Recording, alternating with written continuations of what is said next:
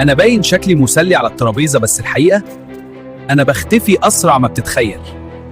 الناس بتجري ورايا فاكرة إني هكبر، وفي الآخر الجيوب بتفضى والمشاكل بتكبر. رفعة مرة واتنين وعشرة، أنور وألمع كأني بوزع فلوس، بس في الآخر الكازينو هو اللي بيكسب. كنت مليانة خطط، فواتير تدفع وبيتي يتصرف عليه.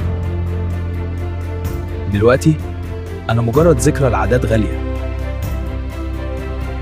الناس فاكرة إني الحظ، بس الحظ ما بيسدش ديون،